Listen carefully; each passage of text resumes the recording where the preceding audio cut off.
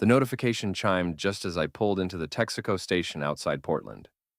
3 tours in Afghanistan, 8 months of counting down days until I could hold my family again, and my wife Elise chose a gas station bathroom to end our marriage. Don't bother coming home. Locks are changed.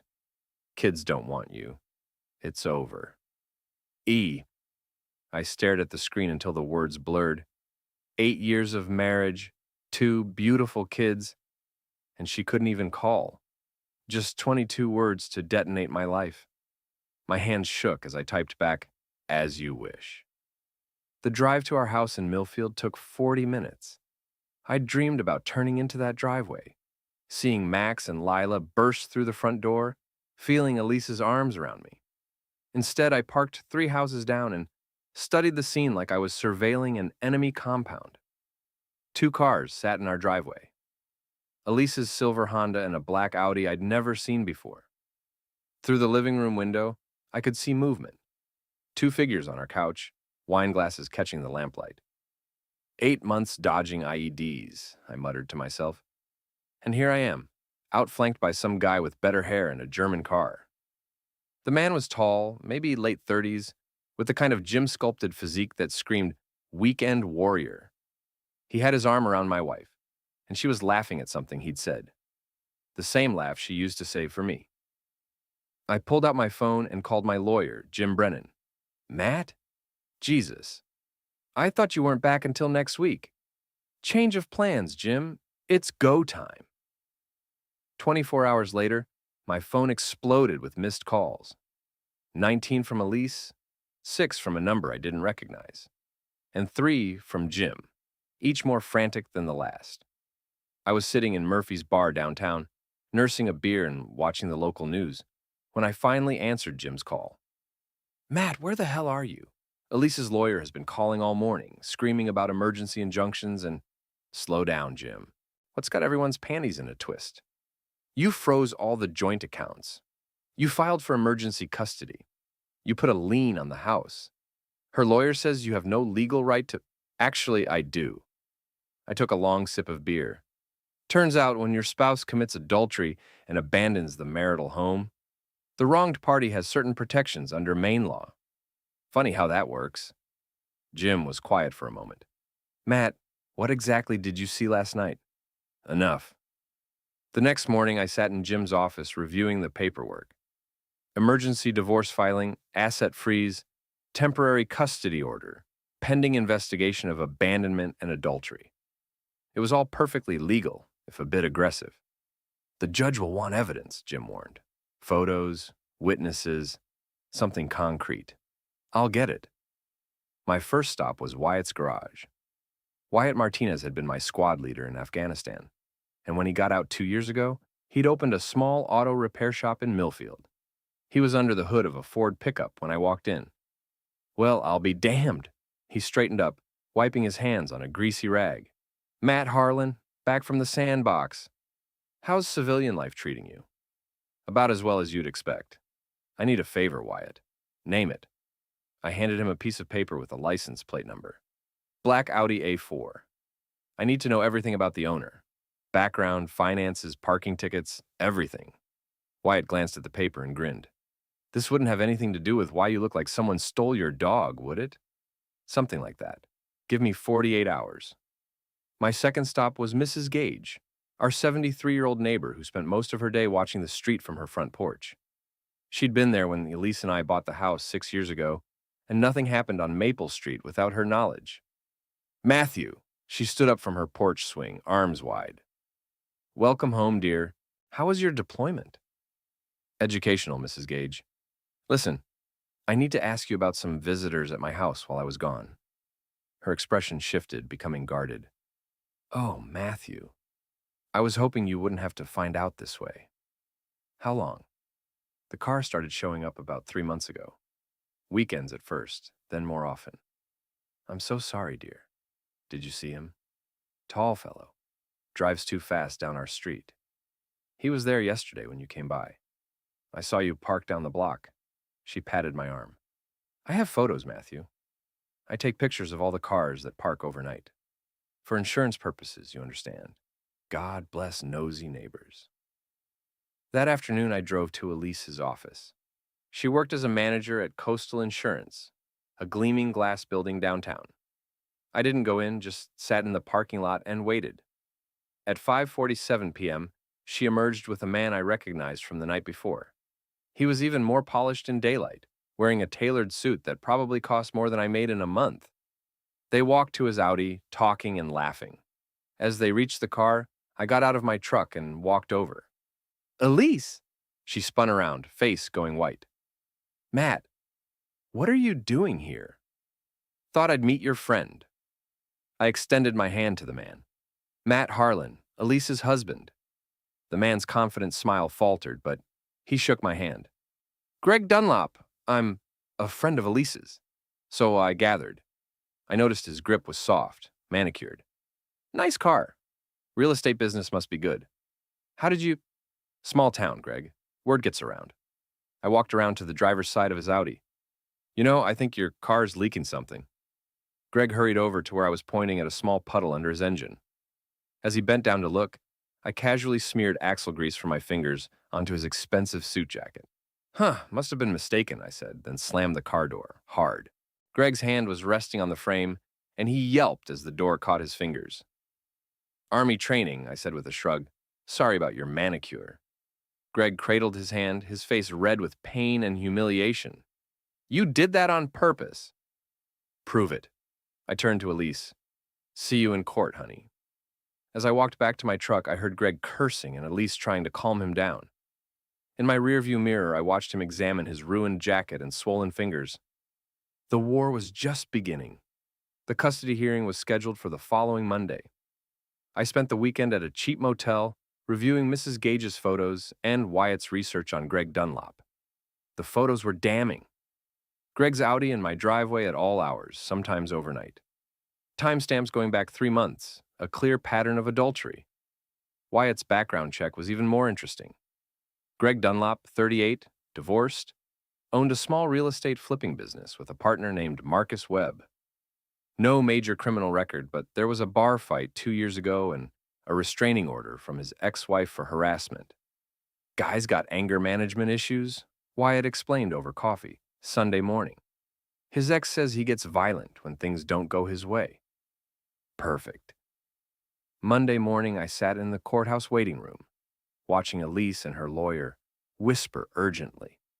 She kept glancing at me with a mixture of hatred and fear. Good. When our case was called, I presented Mrs. Gage's photos, bank records showing suspicious expenditures, and testimony from neighbors who'd witnessed Greg's overnight stays. Elise's lawyer tried to claim the separation was mutual, that I'd abandoned my family by deploying. Then, the judge asked to speak with Max and Lila. My 10-year-old son and 7-year-old daughter were brought in by a court officer. They looked small and scared in the formal courtroom, but when they saw me, both kids broke into tears and ran to my arms. Daddy, Lila sobbed. We missed you so much. Mom said you weren't coming back, Max added, his voice muffled against my shoulder. She said you didn't want us anymore. The judge's expression darkened. Mrs. Harlan, did you tell the children their father had abandoned them? Elise's face went pale. They were asking questions. I was trying to protect them. From their father who was serving his country? She told us Greg was going to be our new daddy, Lila said suddenly. But we don't want a new daddy. We want our real daddy. The courtroom fell silent. Elise's lawyer looked like he wanted to disappear. She made us practice saying we didn't want to see daddy, Max added. But we do want to see him. We love him. The judge didn't deliberate long. Temporary custody to me, supervised visitation for Elise, and a stern warning about parental alienation. As we left the courthouse, I could hear Elise crying in the hallway. But I wasn't done, not even close. That evening, I called Greg's number, which Wyatt had helpfully provided. What do you want? His voice was tight with anger. Just wanted to thank you, Greg, for taking such good care of my family while I was gone. Go to hell. Already been there. It's called Afghanistan. But here's the thing, Greg. You picked the wrong family to break up.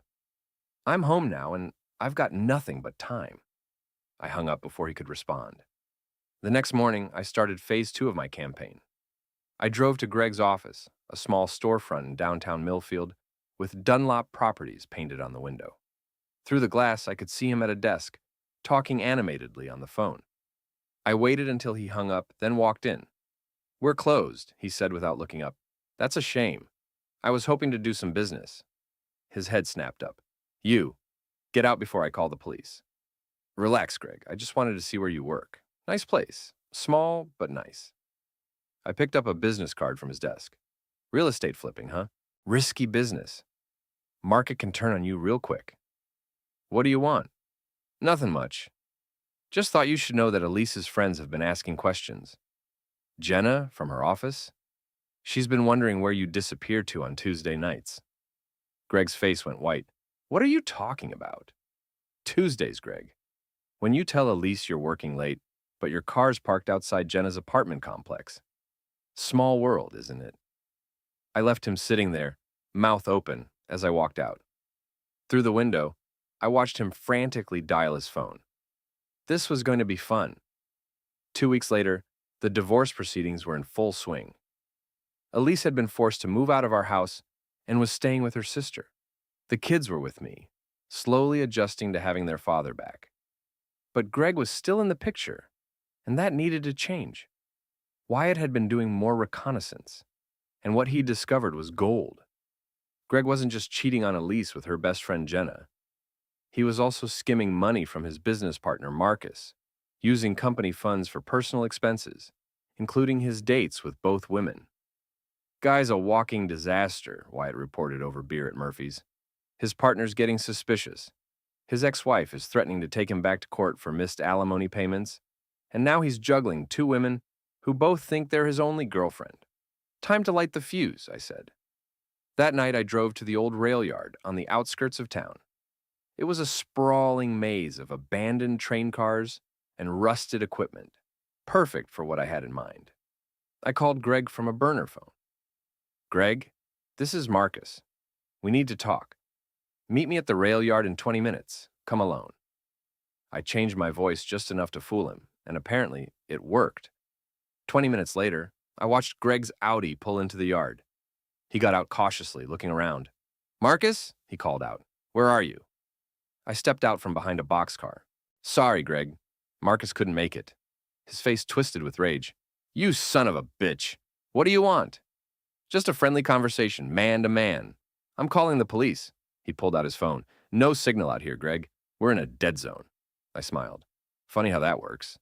He started backing toward his car, but I'd positioned myself between him and the exit. "Look, Matt, I know you're upset, but..." "Upset?" I laughed. "Greg, I'm not upset. I'm grateful. You showed me exactly what kind of woman I married. That's valuable information." "Then why are we here?" "Because you're still in my life. Still seeing my wife. Still confusing my kids. Still pretending to be something you're not." I started walking toward him slowly. "That needs to stop." Greg turned and ran. I'd been hoping he would. The rail yard was a maze, but I knew every inch of it from my reconnaissance. Greg crashed through the underbrush, stumbling over railroad ties, his expensive shoes slipping on the gravel. I followed at a leisurely pace, letting him exhaust himself. When he finally stopped, gasping for breath behind an overturned freight car, I was already there, waiting for him. "Cardio's important, Greg. You should work on that." "Stay away from me!" He picked up a piece of rusted metal, wielding it like a weapon. "Easy there, tough guy. I'm not going to hurt you." I held up my hands. "I just want to show you something." I led him to an old freight container, its doors hanging open. "See this? During the war, we used containers like this for storage. Amazing how much stuff you can fit inside. Also, amazing how soundproof they are." Greg's eyes widened as he realized what I was suggesting. 1 hour, Greg. 60 minutes to think about your life choices. Consider it a meditation retreat." Before he could react, I shoved him into the container and slammed the doors shut. The locking mechanism was rusted but functional. Greg's muffled shouts and pounding echoed from inside. I sat on a nearby crate and pulled out his phone, which he'd dropped during the chase. It was buzzing with calls from Elise. "Greg, where are you?" Her voice was frantic when I answered. "Sorry, Elise. Greg can't come to the phone right now. He's having a moment of reflection." "Matt?" What did you do to him? Nothing permanent. He'll be fine. Eventually. I hung up and turned off the phone. For the next hour, I listened to Greg's progressively weaker protests from inside the container while I made some calls of my own. When I finally opened the doors, Greg stumbled out, sweating and shaking. "You're insane," he gasped. "Maybe, but I'm your problem now, Greg. Every day, for as long as you stay in my family's life." I handed him his phone. Elise called. 17 times. She seems worried. He grabbed the phone and started dialing frantically. "Oh, and Greg?" I called as he stumbled toward his car. "Next time, it'll be 2 hours." I watched him drive away, tires spinning on the gravel. In my pocket, my own phone was buzzing with angry texts from Elise. But I didn't care.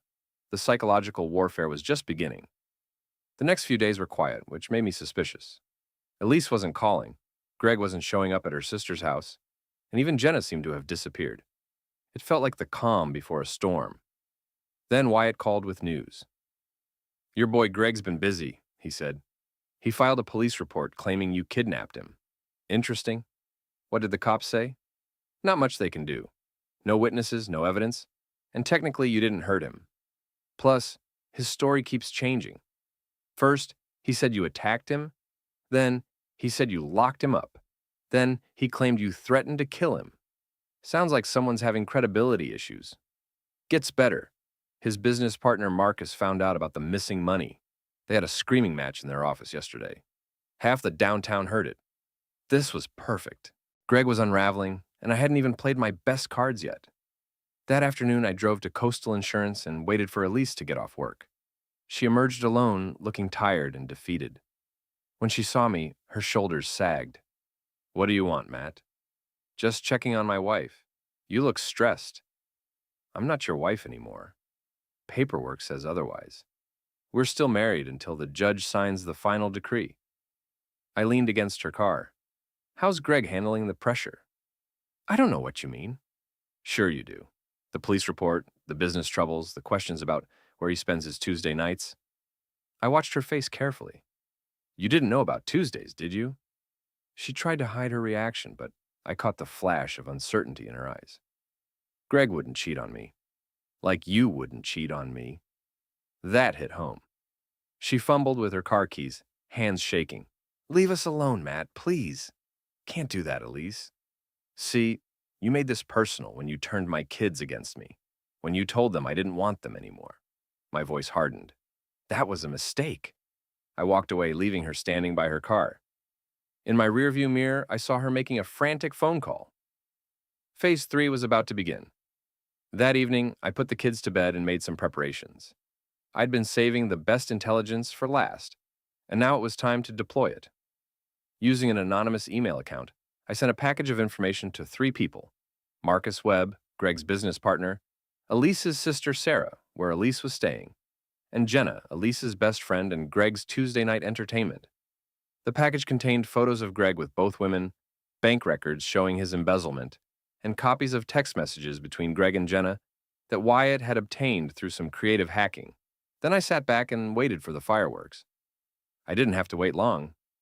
The next morning, my phone rang at 6:47 a.m. It was Elise, sobbing hysterically. "How could you do this to me?" "Do what exactly?" "You know what? Sarah threw me out. She said I was a fool and a homewrecker, and she never wanted to see me again." "That's unfortunate. Where are you staying now?" "That's not your problem." "Actually, it is. The kids need to know where their mother is for visitation purposes." She was quiet for a moment, then, "I'm at Greg's." "How's that working out?" Another pause. We're working through some issues." "I bet you are." The truth was, Greg's world was collapsing faster than I'd expected. Marcus had frozen their business accounts and was threatening criminal charges. Jenna had confronted Elise at her office, leading to a screaming match that got both of them suspended pending an HR investigation. And Greg's ex-wife had filed a motion to garnish his wages for unpaid alimony. But I wasn't done yet. That afternoon, I drove to Greg's apartment complex with a special delivery. It was a large box wrapped in brown paper addressed to Greg Dunlop. Inside was every piece of evidence I'd collected about his various frauds and affairs, along with a note: Thought you should know what people are saying about you. A concerned friend. I left it at his door and called his number. There's a package for you outside your apartment, Greg. Might want to grab it before someone else does. What kind of package? The kind that explains why Jenna's been asking so many questions about your Tuesday night meetings. I hung up and drove to a nearby coffee shop where I could watch his building. 15 minutes later, I saw Greg rush outside and grab the box. Through his apartment window, I watched him tear it open. Even from a distance, I could see his face go pale. My phone rang almost immediately. You bastard! What do you want? I want you gone, Greg. Out of my wife's life, out of my town, out of my universe. I'm not going anywhere. We'll see about that. Everything came to a head on a Friday night at Murphy's Bar. I was having a quiet drink, celebrating a small victory. The judge had made my custody arrangement permanent, and Elise's visitation had been reduced to supervised visits only due to her continued instability. I was nursing my second beer when the door burst open, and Elise stormed in, followed by Greg. She was drunk, angry, and looking for a fight. There he is, she shouted, pointing at me. The bastard who ruined my life. The bar went quiet. Murphy's was a neighborhood place, and most of the regulars knew my story. They also knew I'd served 3 tours overseas while my wife was screwing around at home. Evening, Elise, I said calmly. You look well. Don't you dare. She stumbled toward my table. Don't you dare act like nothing happened. Something happened? I looked around the bar with mock confusion. Guys, did something happen? A few of the regulars chuckled. Greg grabbed Elise's arm. Come on, let's go. He's not worth it. No, she shook him off. I'm tired of running from him. I'm tired of his games. What games would those be? I asked. You know what you did. You destroyed my job. You turned my family against me. You stole my children. I stole them? I stood up slowly. Elise, honey, I think you've got that backwards. See, they were my children first. You just borrowed them while I was gone. You son of a bitch. She swung at me, a wild, drunken haymaker that I easily sidestepped. She stumbled, nearly falling, and Greg caught her. That's enough, he said, trying to pull her toward the door. Not quite, I said. We haven't gotten to the best part yet. I pulled out my phone and played an audio recording. It was Elise and Greg, recorded during one of their arguments at his apartment. Wyatt had planted a listening device during a creative breaking and entering operation. Elise's voice filled the bar. We need to get rid of him somehow. Maybe we can say he threatened us. Get a restraining order. Greg's voice. I already filed a police report. Said he kidnapped me. Elise. That's not enough. We need something bigger. What if we said he hit you? Or me? Greg. Would you testify to that?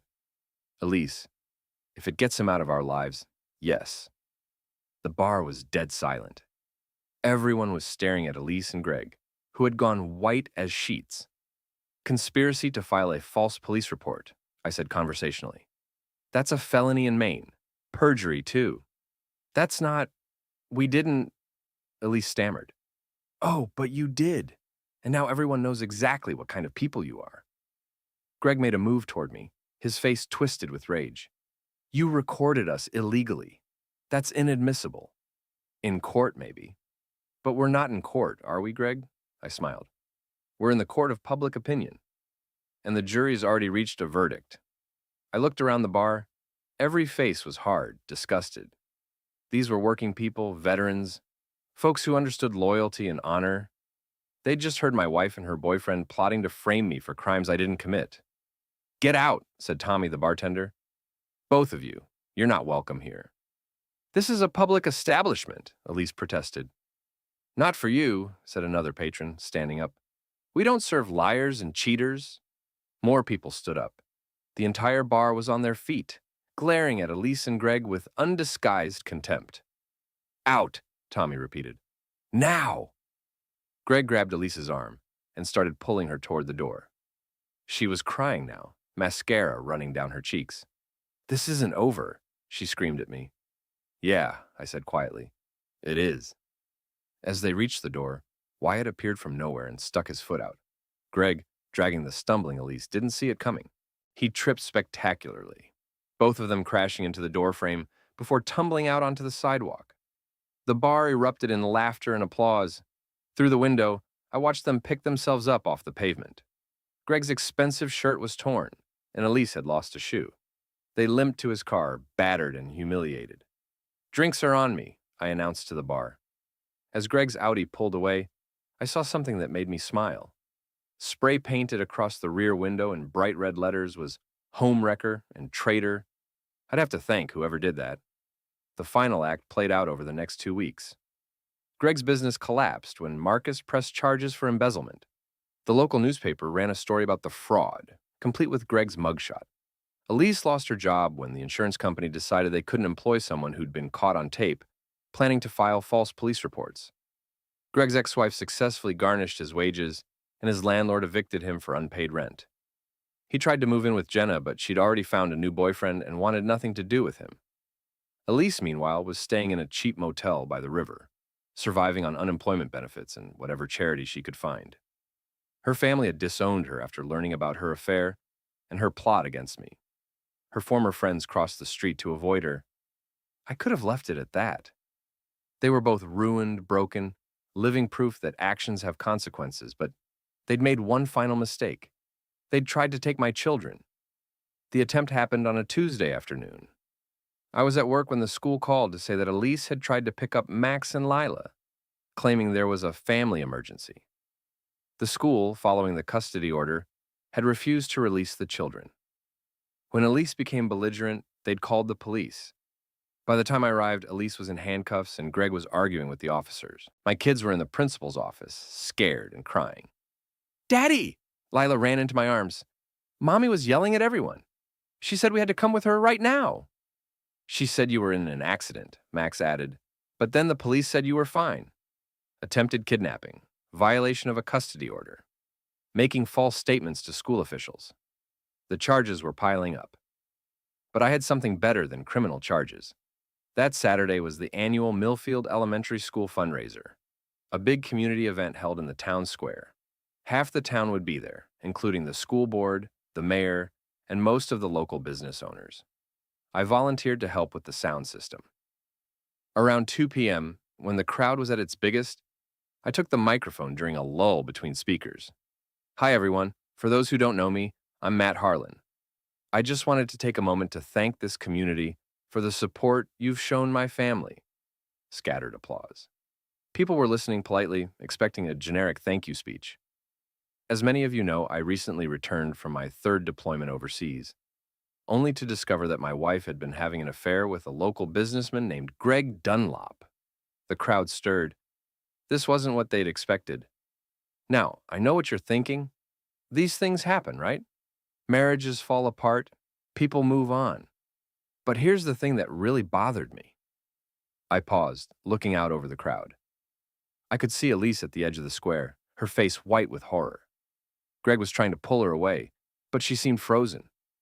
While I was overseas risking my life for this country, my wife told my children that I didn't love them anymore, that I wasn't coming back, that another man was going to replace me as their father. Angry murmurs rippled through the crowd. She tried to poison my own children against me. And when that didn't work, when the courts gave me custody because she'd abandoned her family for her boyfriend, she and Greg here decided to frame me for crimes I didn't commit. I played the audio recording again, the same one I'd used at Murphy's bar. But this time, it was broadcast through the school's PA system to hundreds of people. The crowd's reaction was immediate and visceral. Boos, shouts of anger, people pointing at Elise and Greg with disgust. But here's what really gets me, I continued when the noise died down. Last week, they tried to kidnap my children from school, told the teachers there was a family emergency, tried to take my kids away from the only stable home they've known. The crowd was getting ugly now. Someone threw a drink cup in Greg's direction. Others were shouting for them to leave town. So I just wanted everyone to know exactly what kind of people they are. The kind who betray their families, lie to children, and plot against innocent people. The kind this community doesn't need. I handed the microphone back to the principal and walked off the stage. Behind me, I could hear the crowd's anger growing louder. Through the chaos, I saw Elise and Greg trying to escape to his car, but the crowd had surrounded them, shouting and jeering. Someone had thrown a soda on Greg's shirt. Another person was taking pictures with their phone. They finally broke free and ran to the parking lot, the crowd following them like an angry mob. I watched from a distance as Greg's battered Audi, now decorated with more graffiti, limped out of the parking lot with a flat tire someone had given it. As they drove away, a cheer went up from the crowd. "Daddy?" Lila tugged on my shirt. "Are the bad people gone now?" I picked her up and held her close. "Yes, sweetheart. They're gone." And they were. By Monday morning, Greg had left town, owing money to half the businesses in Millfield, and facing criminal charges he couldn't afford to fight. Elise followed him a day later, driven out by the social ostracism and unable to find work or housing. I heard later that they'd split up before reaching the state line. Greg headed south, Elise went west. Neither one ever came back. I stood on my front porch that Tuesday evening, watching my kids play in the yard, while Mrs. Gage waved from her porch swing. The house was mine, the children were safe, and the people who'd tried to destroy my family were gone forever. Some wars you win by surviving, others you win by fighting back. This one, I'd won by being smarter, more patient, and more ruthless than my enemies.